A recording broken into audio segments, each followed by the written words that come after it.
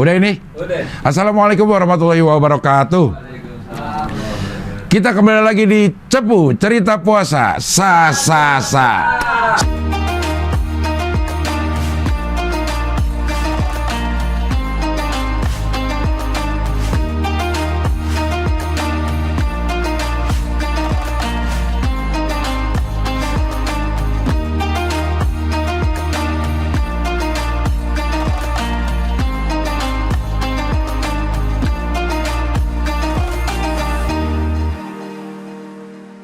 Semakin dekat kita dengan Idul Fitri, semakin dekat juga kita dengan selesainya ibadah bulan Ramadan. Selalu membawa dua suasana ya di hari-hari terakhir kayak gini.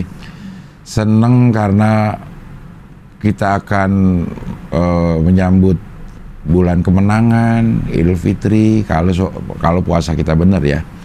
Sedih juga karena kita harus meninggalkan Ramadan, bulan yang banyak keistimewaannya, banyak lipat ganda pahala, banyak kemudahan, banyak keakraban di situ, banyak semualah di Ramadan. Selalu ada dua sisi. Kalau Bimbo kan nyanyi setiap habis Ramadan hamba takut, hamba apa gitu. Pokoknya dia nggak sampai lagi lah di bulan Ramadan depan karena saking nikmatnya ada di bulan Ramadan. Tapi bergembira juga karena kita menuju Idul Fitri, di mana kita kembali fitrah, dosa kita udah dicuci di bulan Ramadan, dosa kepada Allah kita taubat mungkin, dosa sama lingkungan kita saling bermaafan sehingga katanya kita bisa kembali fitri, suci. Mudah-mudahan kegembiraan dan kesedihan yang bersentuhan ini membawakan kesempurnaan dalam ibadah kita. Amin. Tapi ada orang yang trauma sama Idul Fitri. Yang berikut ini Arif Alfiansyah akan menceritakan tentang ada sedikit perasaan trauma di dirinya pada saat Idul Fitri. Karena apa? Saksikan aja. Arif Alfiansyah. Halo, saya Arif Alfiansyah. Saya stand up komedian yang sekarang dikenal sebagai penyanyi fales gitu. Alhamdulillah, rezeki orang masing-masing beda-beda. Awalnya kalau nggak salah ya, ini pertama kali dia muncul itu gara-gara Tartan Muslim itu main ke Surabaya dan tidur di kamarku, di rumahku gitu kan. Nah, karena aku menyadari suaraku begini, terus orang itu kalau ada gitaran terus aku nyamber nyanyi itu orang pada kesel. Akhirnya aku membeli gitar sendiri. Terus ada Muslim, ya udah belajar gitar di depan Muslim, Tartan Muslim. Cereng gitu. Tartan Muslim awalnya ketawa-ketawa. Tapi dia kan 3 hari tidur di rumahku gitu kan. Dan yang hari pertama hari kedua hari ketiga berisik gitu. Apa sih suara begitu gitu. Hah? Dari situ ngelihat, oh berarti ada 2 respon ketika aku nyanyi, ada yang seneng, ada yang kesel. Berarti kan ada kemungkinan ada orang seneng juga kan. Lalu, wah gimana ya kalau dibikin konten? Teleponlah Pras Teguh, ditelepon. Halo Pras Teguh gitu. Ya Arif.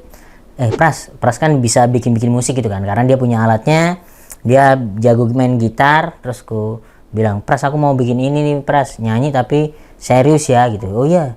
Ntar video klipnya aku bantuin juga ya, ntar bikin video klip juga Rip yang bagus. Oke, dibantuin, akhirnya nyoba kita ke Depok. Terus Muslim juga, yaudah aku temenin, ternyata Muslim tidur.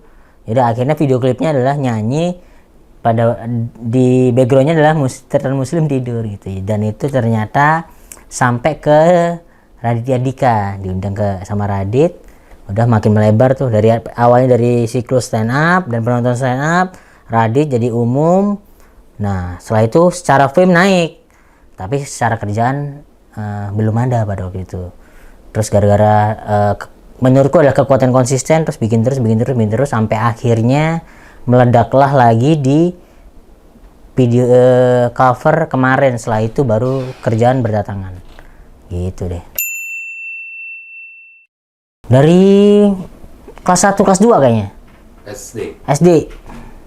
Dan sampai sekarang kemungkinan ini bukannya sombong ya, paling cuman beberapa kali doang nggak full dalam setiap Ramadan ya gitu.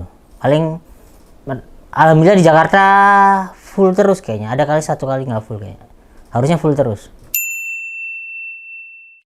Sekolah paling satu kali doang karena aku tuh orangnya penakut dan pada waktu SMA aku dididik ikut si kerohanian Islam kan, SKI, ekstrakurikulernya SKI.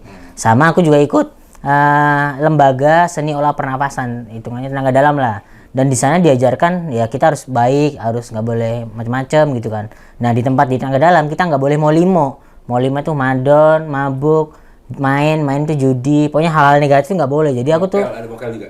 mokel nggak ada mokel. Nggak ada mokel. Nah aku dulu tuh terbiasa dengan lurus aja, hidup itu lurus, harus sesuai dengan syariat gitu ya udah lurus gitu. Sekarang tetap begitu tapi ada beberapa yang bandel-bandelnya lah gitu. Kalau selama itu adalah kehilangan kedua orang tua karena bapak ibuku nggak ada kan. Itu adalah kehilangan, itu titik pertama adalah kehilangan ibu itu hampir pengen bunuh diri. Kehilangan bapak itu kan karena kan ibuku adalah fungsinya menurutku ya, tempat bercerita adalah ibuku. Ketika ibuku tidak ada, kehilangan tempat bercerita. Dan bapakku itu adalah lawanku, jadi dia selalu menentang apa yang ku pengen, bukan menentang sih, dia tahu dia pengen anaknya bahagia dengan caranya dia gitu. Nah aku punya cara sendiri, nah itu selalu bertentangan. Pada waktu nggak ada, bener-bener aku selama berapa ya, November 2021 sampai Januari itu stres banget, stresnya. Akhirnya sampai di bulan Januari atau Februari ya ketemu Bang Radit, ngobrol-ngobrol, terus Bang Radit menyarankan, Rip lu sepertinya butuh psikolog, ya udah datang ke psikolog.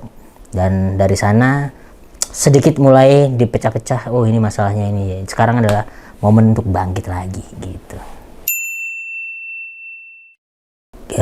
Biasanya pas sebelum lebaran biasanya, karena kan diantara keluargaku, kakak-kakakku dan kakak-kakakku lah itu yang puasanya sering full adalah aku gitu. Dan aku selalu bilang ibuku tuh selalu ngasih dua uang lah. Uang yang pertama adalah uang lebaran kan biasa kan. Nah yang kedua adalah uang atau kado kalau aku full gitu. Yang ku kangenin adalah momen-momen malam lebaran atau setelah buka itu diusir-usir kepalaku, terus ya selamat ya kamu udah full puasanya, itu diusir-usir kepala. Itu momen yang mengharukan, membahagiakan dan selalu ku ingat. Itu makanya dari ibuku nggak ada sampai sekarang aku nggak pernah sholat id gitu, tidak pernah, karena itu adalah, kalau aku daliku adalah itu sholat sunnah dan aku nggak bisa melewati itu gitu. Jadi mending aku sholat subuh terus tidur daripada aku sholat id terus ingat momen-momen itu, ingat momen-momen pada waktu diusir-usir kepala sebelum malam lebaran, ingat pada waktu cium tangan, karena aku orang yang dari kecil tuh nggak mau dicium-cium sama ibuku gitu. Kalau lebaran kan cium tangan, Bu maaf ada salah. Ibuku tuh selalu nyium semuka gitu. Nah aku sangat benci banget itu. Dulu pada waktu ibuku masih ada, pada waktu ibuku diambil, ternyata itulah momen yang ku kangenin pada waktu lebaran. Dan aku sampai sekarang belum mau untuk sholat id lagi karena itu adalah momen yang selalu ku ingat gitu. Aduh, hampir nangis aku. Kalau standar sih itu tidak memorable banget menurut kalau masakan ibu ya. Ya standar lah kayak sop, bayam gitu sih. Dari 2000 ibuku nggak ada 2010 berarti 2011 sampai 2021. Tapi ada satu kali sholat id pada waktu di Jakarta karena kan lebaran di sini gitu.